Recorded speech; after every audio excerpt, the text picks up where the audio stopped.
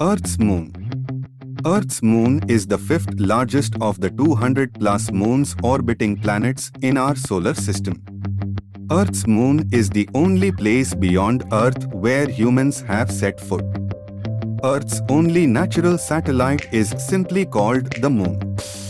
10 need-to-know things about the Moon. 1. Small companion.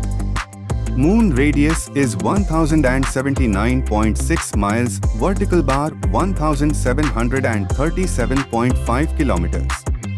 2. Constant companion.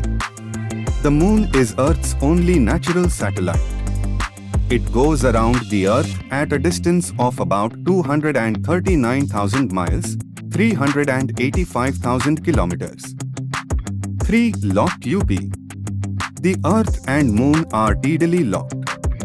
Their rotations are so in sync we only see one side of the Moon. Humans didn't see the lunar far side until a Soviet spacecraft flew past in 1959. 4. Viewing Copernicus can stand on it.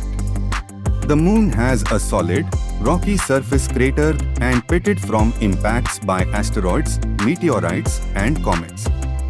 5. Bring a spacesuit. The Moon has a very thin and tenuous atmosphere called an exosphere.